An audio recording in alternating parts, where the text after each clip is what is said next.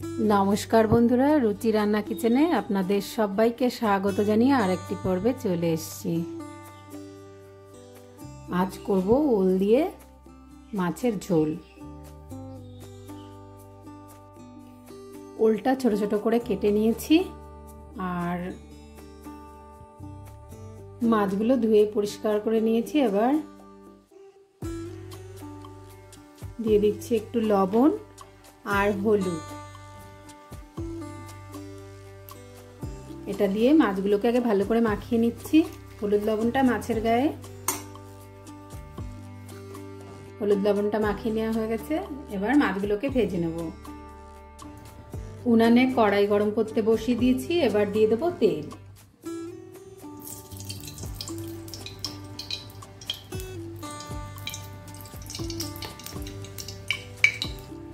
তেলটা দিয়ে 1 মিনিট একটু গরম করে নিলাম আর চারি সাইডটা তেলটা একটু ছড়িয়ে দিলাম।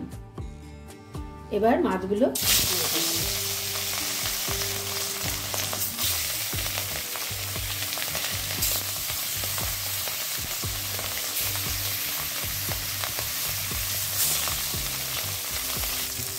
একটা পিঠ হয়ে গেছে, এবার উল্টে দেবো।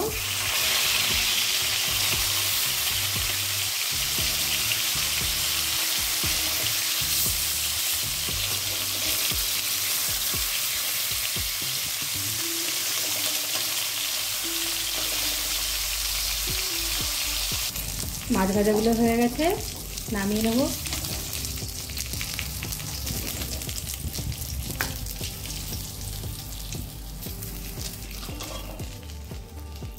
প্রথমে আমি একটু জিরে ফোড়ন দিচ্ছি, এটা তুলে নেব নিয়ে।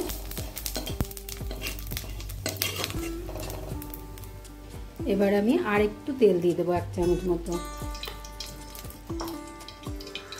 এবার দিয়ে দিচ্ছি জিরে, শুকনো লঙ্কা আর তেজপাতা।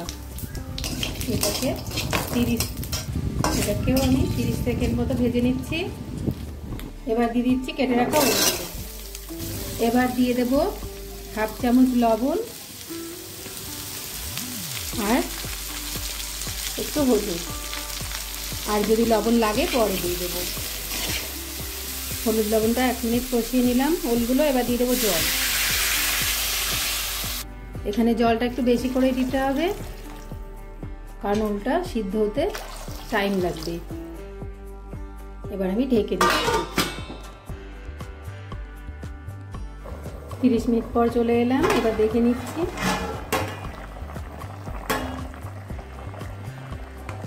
সুন্দর গলে গেছে ওলগুলো। এবার দিয়ে দিচ্ছি মাছ।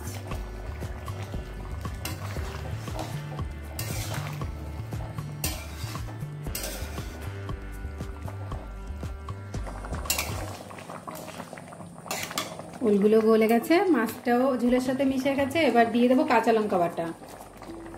এখানে আমি 6-7টা কাঁচা লঙ্কা বেটে দিলাম। আর আমি ফোড়ন দেওয়ার আগে যে জিরাটা তুলে রেখেছিলাম সেই জিরাটা বেটে নিয়েছি, সেটাও দিয়ে দিচ্ছি। এবার এই লঙ্কা আর জিরা বাটাটা আমি তরকারির মধ্যে মিশিয়ে দিচ্ছি।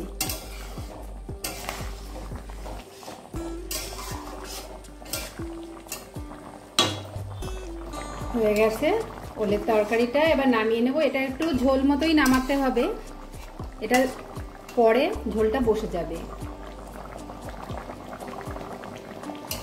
তাই একটু ঝোল ঝোল করে নামাচ্ছি। আর আমার রান্নাটা যদি ভালো লাগে অবশ্যই লাইক, শেয়ার, কমেন্ট করতে ভুলবেন না। আর চ্যানেলটা সাবস্ক্রাইব করে সঙ্গে থাকবেন। গ্যাসটা বন্ধ করে দিচ্ছি। এবার নামিয়ে নেব। পরিবেশনের জন্য রেডি আমার ওল আর মাছের ঝোল। আর আজকের মতো এই পর্যন্ত। সবাই ভালো থাকবেন, সুস্থ থাকবেন। নমস্কার।